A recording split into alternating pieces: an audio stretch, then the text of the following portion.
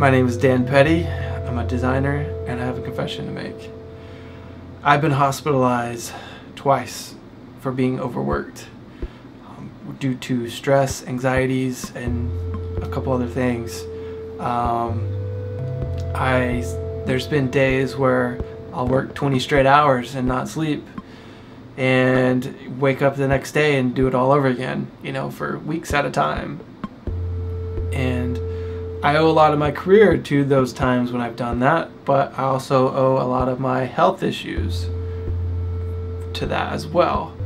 Overworking and too much stress and just putting too much on my body. I've now understood my limits and I've grown from these experiences and I've learned when to say no.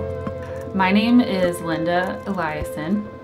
I'm a designer and I have a confession to make. No matter how hard I try, every time I make anything, it looks like it was made about 60 years ago. Something I've been fighting with for a long time now. Sometimes I just embrace it and I just kind of go with it and say that it's vintage, but I don't know what it is. I just can't make things look modern.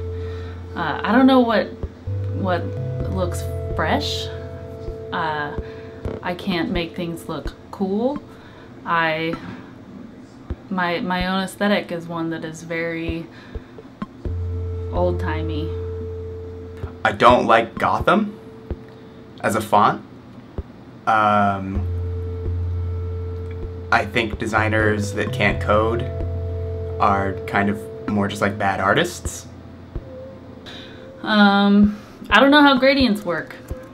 I'm Carolyn, and my confession is I've never felt like I fit in with other designers and, you know, within the design community in general.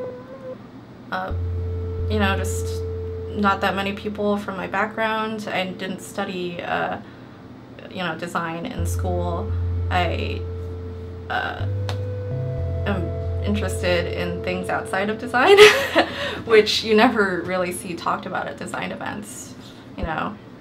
I like things like economics and politics and, you know, literature, drawing, things that I feel like designers don't usually talk about. And you know, at the beginning it bothered me because I always just felt like an outsider whenever I met designers and I didn't really know how to feel comfortable in the workplace. But ultimately I just decided to be myself and not let it get to me, which is easier said than done. But, you know, still going. Still don't feel like I fit in, but at least I'm okay with that now. I never stick to the grid. You know, you put all this work into building it and then it's just like, I mean, it looks better like this, so I'm just gonna do that. I'm Chris, I'm a designer, and I have a confession.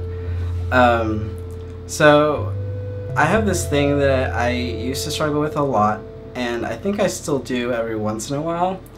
It's called imposter syndrome, and it's basically the feeling that anything that you do well or anything that you achieve or any like little grain of success that you might get doesn't feel like an accomplishment to you. And I've certainly been really bashful and like I'm pretty humble about a lot of stuff, and I don't like talking about it, but it definitely puts a strain on like internalizing my own accomplishments and being proud of what I'm doing, and so that's kind of what I've struggled with in the past. And like currently there is a little bit of that still, and it's made me kind of like doubt myself, and it's definitely made me feel like a fraud, like someone's gonna find out that I'm not like actually doing this stuff on my own, or like you know, like I definitely have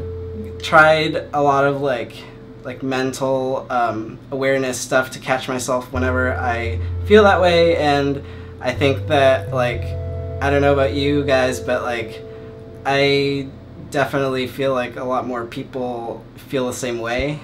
What are some other things I should say? Hello, I'm Louisa. I'm a designer at Weno. I haven't gone to confession since I did my first communion. My confession is that every single time I start a new design project, I always think I'm gonna mess it up. And I'm like, oh, there's no way I can do this. I'm not gonna be able to figure it out. And then I just get to work. And then I kind of figure it out and feel my way through. And then by the end, I'm like, oh, cool, I figured it out. And it looks kind of nice.